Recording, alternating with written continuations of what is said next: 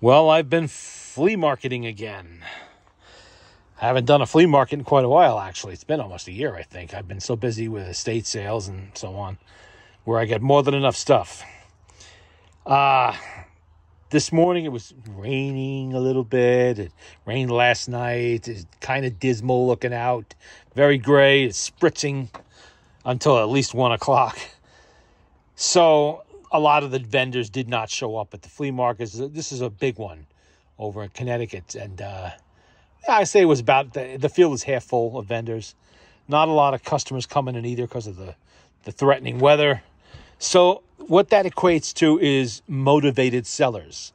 People willing to make a deal, or they're going to be schlepping everything home. And, no one wants to do that at the flea market. When you set stuff out, you want it to sell. You want to be able to at least make your lot fee.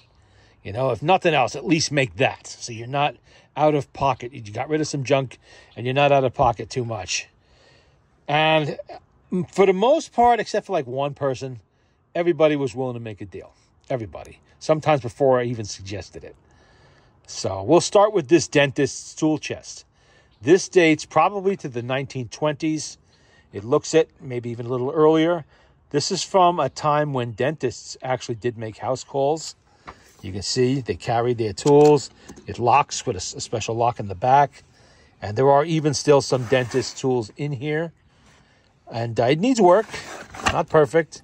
It's starting to come apart a little bit. The seams are opening up because the glue is deteriorating with age.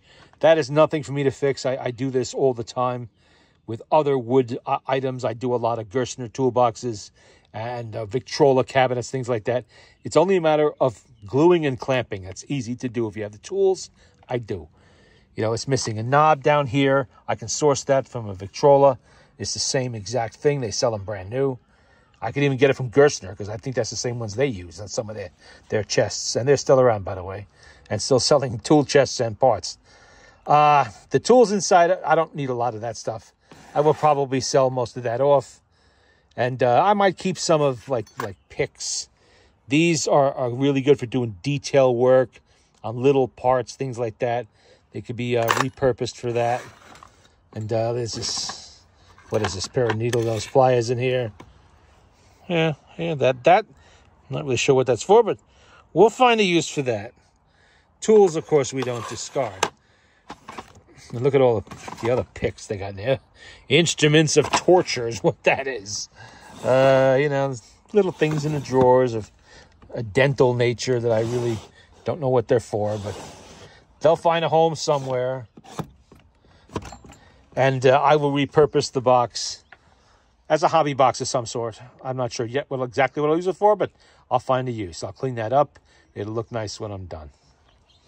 Of course, most of what I buy is tools. I'm a big tool guy. I collect tools. I use tools my entire life. So I'm always looking for good tools. You will not find me at Harbor Freight buying whatever the Chinese are shipping over here. I go to the flea markets and estate sales and I buy real American steel. And look at this. This is vintage Craftsman. Probably 1970s. Really nice pair of water pump pliers. Don't know who made it for Craftsman, but I wouldn't be surprised if it was Channel Lock. Could have been Crescent, too, I suppose. Speaking of Crescent, nice pair of Crescent pliers. Larger size, too. They'll clean up nice. A little bit of rust here and there from long disuse. But the chrome is nice on there. It's not abused. The screwdriver the guy threw in for free. But I like these screwdrivers. Look at the shank on there. That's a strong shank on that screwdriver. You can do some work with that. I don't remember who made this. It's not Klein. But these are nice screwdrivers. That paint will come off of there. Or not. It doesn't really matter to me. It doesn't stop it from working just because it's got paint on it. Here's a Craftsman metric wrench. 13 and 15. Two of the most common sizes on metrics, junk you'd be working on. And this is a double box offset. That's pretty nice. I don't think I've seen that before in metric. I know they made them, but I didn't come across any. That'll go into my regular tools for the occasions when I have to work on something modern, which I hate doing. This was also free. Who made this? This is a Giller. A Giller. I think that's USA. Yeah, it is USA. Giller USA. Nice extension. 3 Craftsman files, 1960s vintage. Beautiful wooden handles on 2 of them. Third one lost its handle somewhere. The actual files are made in Austria. And the handles here in the USA by somebody for Craftsman. So those are, and look at, they don't even look like they're used. Seller said that came out of his grandfather's workshop. Apparently the gentleman had passed away many, many years ago, and he's just now selling off the last bunch of tools he has. I don't understand why somebody would do that. Frankly, I have tools from my grandfather that not even with a gun to my head would you get away from me. But some people just, I guess, don't care. Fine, I'll take them. This is a Stanley manufactured Stilson wrench. And if you see that, that is the Stanley Sweetheart logo on there. I believe, I'm going by my faulty memory here, but Stanley used that logo in the 1920s and 30s. So this is not later than 1939, I believe. And not older than 1920, 22, 23, something like that. In really nice shape. It still has the one-piece wooden handle on it. They did away with that style handle later on because they kept breaking. There's only a threaded rod under there holding it together. And if you put a cheater bar on there, snap, it's done. So I guess they got tired of replacing tools when people did that because these did carry a life. They still carry a lifetime guarantee. Stanley's still with us. They're one of the biggest tool outfits in the world. And if you break a Stanley tool, they still will take care of you. You'll get something made in China probably, most of the time, but you will get something in return. This is the 10-inch one, I believe I said that. Really nice example of it. I love CC. These are very collectible. Stanley Sweethearts. I have a small but growing collection of those. Palm ratchets. What did they call these again? Yeah, palm grips. See, that's 3/8 ratchet for when you have to get in a tight spot. These are nice for that. The gentleman had 3, and he basically was almost giving them to me. So, yeah, I'll take all 3. These are made by Kentmore. These 2, I think, are 1950s. They have really nice chrome on them. This one, I believe, was probably made either during the Second World War or the Korean War because it's anodized, or was. They did that because they needed chrome for the war effort. And so they stopped using it on tools and started using it in tanks or whatever. And for a while there, it wasn't available, so they just went to anodizing stuff. Craftsman Flying V half-inch drive ratchet. Original. Look at that. The Flying V, of course, refers to the switch. Your left-right switch on there. This still works. It is still intact. Has the oiler on top. Look at that. Genuine, I believe this is 1950s. And a lot of times when they were repaired, they put a regular flip handle on there, and you lost your V. So it's nice to find these. These are very collectible. And that, of course, is going into my tool collection. Flying V. I believe this one would have been also, except it was upgraded and they put this style on there. It still has the oil hole on there. Flying V. Oh, well, 3/8. That's a 3/8 regular, Richard. Now, let's see. This is a Velchik, I think. Auto pliers for an auto toolkit. Your very basic, stuff. Motorcycle toolkit, car toolkit. They made millions of them. This is Proto. Proto is still with us today, and they still guarantee their tools.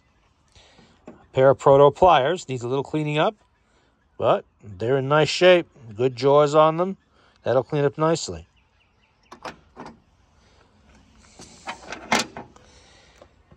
Barrelco. This is an explosion-proof bronze adjustable wrench. If you worked for a gas company or something like that, you'd be familiar with tools like this. It's anti-spark. You can drop this, it will not spark. Very important when you're working with explosive gases. It's nice when companies think about, let's find a way to make tools less likely to kill everybody. So there you go. They made these. Don't see much of this stuff floating around. I stumbled on this today, and the man was willing to deal on it. That's going into my adjustable wrench collection. We got a few Craftsman 1/4-inch drive sockets here, and we have a Plum Tool Company.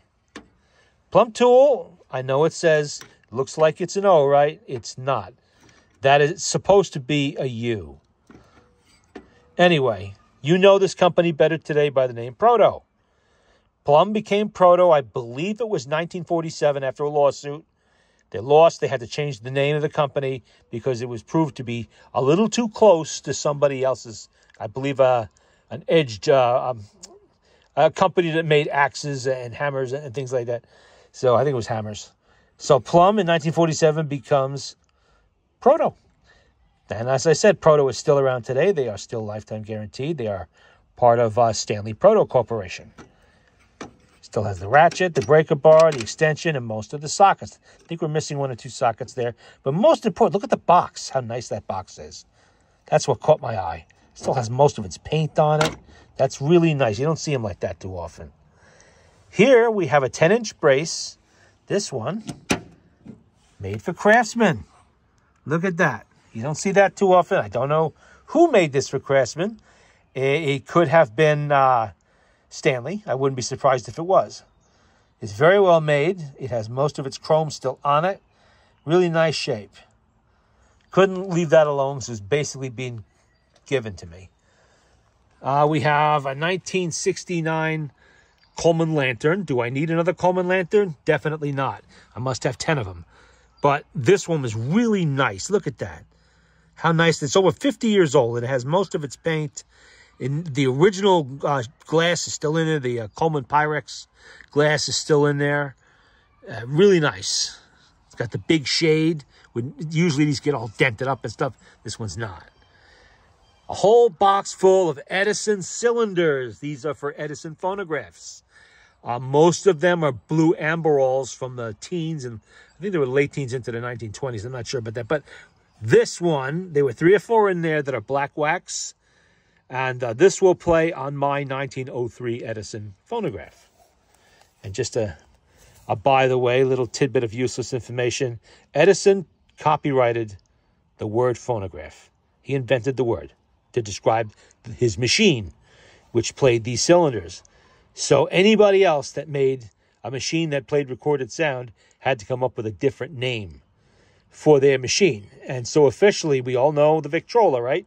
Well, the Victrola is actually the Victor Talking Machine Company. Their products were called talking machines. They never referred to them as phonographs. Talking machines. And the Graphanola for Columbia and so on and so forth. Anyway, there were 3 or 4 of these in here that I can use in good shape, too. They're very hard to find these in good shape. This is over 120 years old. The other ones I will pass on to somebody else. I'll move them on. They were cheap, the whole box. So I paid $25 for the whole box to get these 4. These things are usually $25 each if you find them this clean as this one is. The missing cap on the box, not a big deal. I will come up with that. I have a few lying around extras. But that was a good deal. Like I said, people were willing to deal today. It's not something I'm used to up there. Okay, I bought an entire box. This is only some of them. A whole box of books. Most of it is classics or youth literature. For one, we have a 1923 copy, the Boy Scouts of America Handbook. There's a lot of practical information on wilderness survival in here.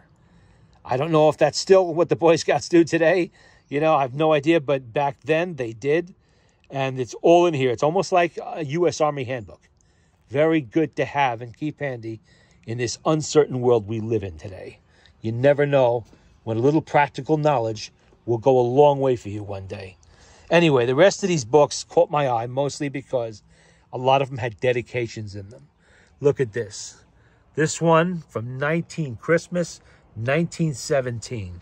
And it is some kind of youth literature. And by the way, youth literature of 1917 reads like adult literature of 2024. I don't mean adult literature as in porno. No, but I mean at a very high level. Okay, we've dumbed down education in this country quite a bit. And a lot of people don't read at the same level a child did in 1917. But look at the dedicated Christmas. People gave books for Christmas back then. Knowledge was treasured, and people had the attention span to read a book, an actual paper book. Christmas 1926. And here we have Christmas 1919.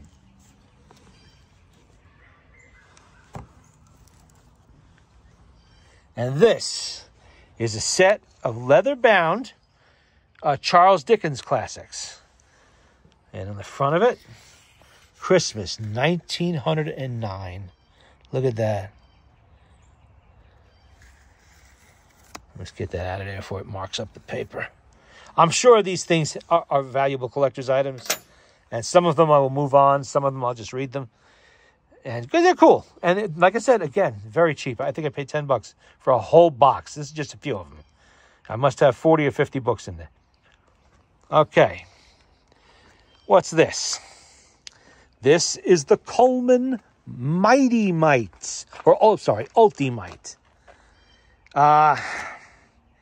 It looks brand new. It looks like it just wasn't used very much at all. The big claim to fame on this, I mean, there's lots of two-cycle little generators around. This one is 1,100 watts of power, which means it'll run at about 900 and it'll surge to 11. And it is capable of being used as a battery charger, 12-volt DC and 24-volt DC. That is something you don't usually see. I had told the gentleman he had ridiculous price on it. I said, does it run? Magic words. Does it run? Yeah, sure it does, but not right now. I have no fuel in it, blah, blah, blah, blah, blah. Okay. I know how the bullshit goes. I've been there. I rarely will buy a piece of motorized equipment at a flea market and take the seller's word for it. In this case, he gave me his card, his phone number, swore on 15 Bibles that, everything's good with it. I said, I go home. I'm going to put fuel, it's going to fire it. Yeah. I knew that was crap. That's crap. I took it home. I put the 50-to-1 mix in there. And, of course, right away we found out the carburetor was gummed. But it was only gum. It wasn't corroded. I was able to clean it out. The carburetor's fine. If this had ethanol fuel in it, then it probably would have just eaten the carburetor to death. But that did not happen because this has probably been sitting for 20 years somewhere. I mean, it would have taken that long to get the gas to the level of gum that I found in that carburetor. And then we found out that it had very, very weak spark. The coil, which I found very quickly on Amazon for $17. Brand new coil. It's exactly the same one that they use for a lot of weed trimmers. So that's good. I looked in the cylinder. It's not all scored up. It has great compression. And I actually did get it to pop off for me. A little bit. A weak coil, a very weak spark. But it did pop off a little bit, so I know it will run. And this is made by Robin. The motor is made by Robin Subaru. It was marketed by Coleman as the Ultimite. And it's a nice little machine that weighs next to nothing. Think of this as a portable battery charger that you can easily carry out in the field with you like a booster pack, but 24 volt. My truck is 24 volt. So it's really nice to know that I have a means to jumpstart it if I ever need to, or charge the batteries in the field if I needed to, using this little device. Or I will be able to once I get the coil in, which is stupidly easy to do. It's nothing to get the coil in one of these things. And over here, we have a bag full of various phonograph tone arms, talking machine tone arms. Whole bag was $20. And apparently this seller did not realize that he was selling me probably $40 worth of brass or more for $20. Now, I'm not going to scrap them. I will make use of them. I will sell some of them on. But he was almost paying me to take them. If I wanted to scrap these, I would get my money plus a $20 profit easily. Easily. That bag is a good 40 or 50 pounds. I know I had everything I could do to move it. I had to empty half of it. I'm not supposed to lift heavy weights anymore, but there's a few iron parts in there, but only a few. It's mostly brass. Unbelievable. But that's okay. I don't mind that one bit. All right. What is not here? I did buy some uranium glass, but it's I don't have any here at the moment, I don't think. You know what? I'll go get a piece. Yeah, you can, let's see, where can I put you here? I'll leave you right there, and I'm going to go grab, whoopsie. I'll go grab a piece of uranium glass. You know what the hell I'm talking about.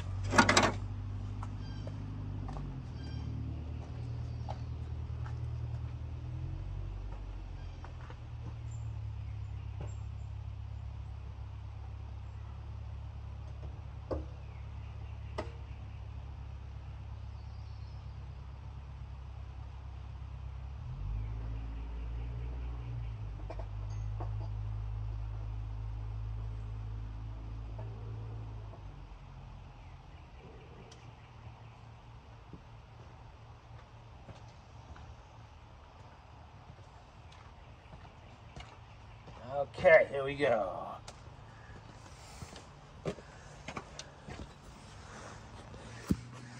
This is uranium glass. It has uranium oxide mixed into the glass to give it that very unique color, that almost glowing green, because it is glowing green. If you hit this with a black light, it really, really pops in a dark room. Out here in sunlight, and well, it's not sun, it's overcast, but it's still enough light that you're not going to really see it pop too much. But look at how much color it does have, even in daylight. That was very popular in the 1920s and 30s. This is not one of the giveaways. There's two different types of uranium glass. One is more like what they call depression glass. Those were mostly free dishes and cups and saucers that were freebies. You went to the carnival, you went to the movies, the five and dime, you got some gas at the gas station, you got a free bowl, or you got a free cup, or you got a free dish. They were just cheap glassware at the time that you could accumulate a whole set that way, very cheaply. It was like an incentive. Come to my station to buy your ethyl infused fuel, whatever, and we'll give you a free cup this week. Next week it'll be a saucer. Week after that it's going to be a dinner plate. But this is highly collectible stuff, and it really looks nice. I'm going to make a little collection of this so I can hit it with the black light and just make it glow. I mean, it is radioactive, mildly. They say don't eat out of these things, although people did back in the day. See the little scratches there and stuff like that? That's some spoons and stuff. Probably had ice cream in there. And when that happens, you're getting tiny particles of radioactive material inside your body. I really don't recommend that. And neither does the experts today. They say display them, play with them, whatever you want, but don't eat out of them anymore. There's better alternatives to eat out of stuff. But I got a small collection, some plates, a couple of salt shakers, a little goblet, and this, and a cake dish. From one lady, I think it was all $15, the whole thing. And that was a really good find, because I was looking for some of this stuff just so I could play with the black light. Let me see if I can get the black light to make it do anything in daylight. I have it here with me. I brought it up with me specifically. What I was really looking for was a lantern. And I did actually find some the other day, but they're not intact. There we go. That's a blue light. No, I'm sorry. That's a black light. You've seen these on those CSI shows. If I can make it glow a little. Well, you see it is glowing a bit more where the light hits it. But if we were in a dark room, this would light up like a neon sign. And I can only imagine what must have happened to the poor bastards who worked in the factories that made these things. They must have come down with every cancer imaginable, like the girls that used to paint the dials, the radium dials on clocks and watches and such. They would lick the brush to get a point on it, and then they would go to work. And then meanwhile, radioactive materials entering their body, and they had all kinds of horrible, horrible cancers. Oh, the bad old days, let me tell you. But they did leave behind some interesting things like this.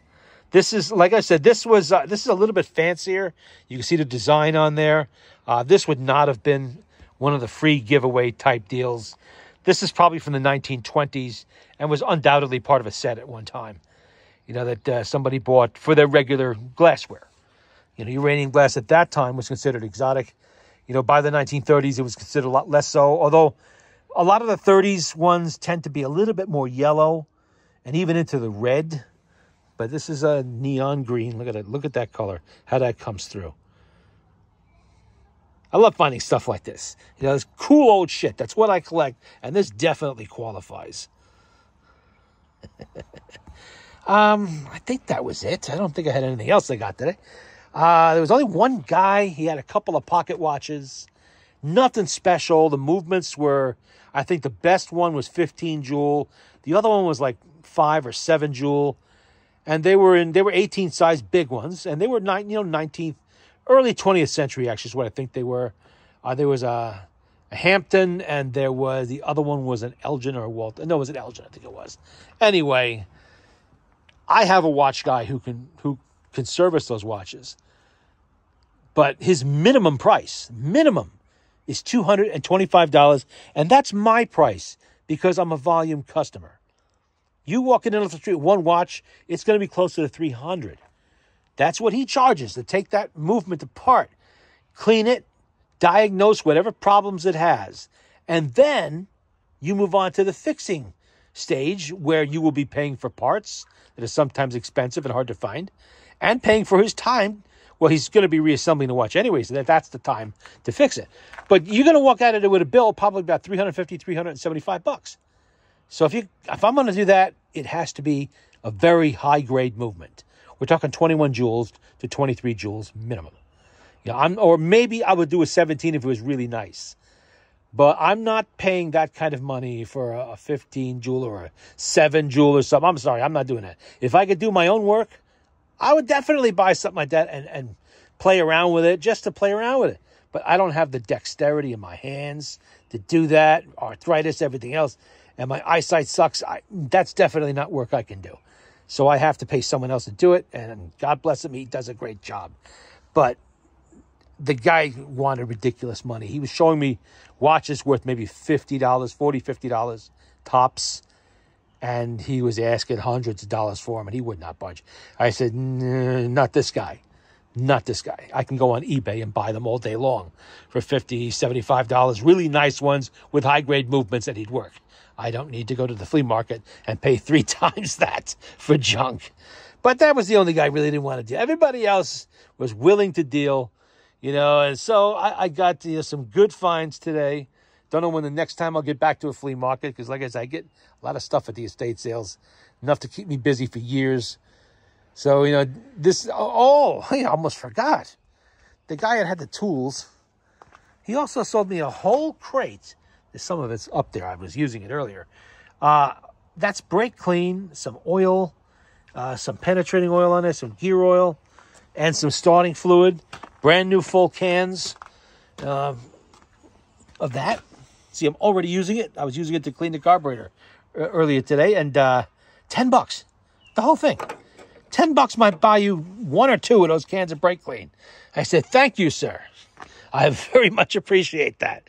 I buy that all the time, and it costs a fortune. You run up money quick buying chemicals when you work on vehicles and motors.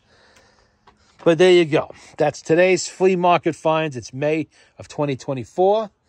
And now I got to put this stuff away because it's starting to look threatening again. Yeah, it might get some more rain before it's done. And my luck will happen when the books are sitting out here. Okay.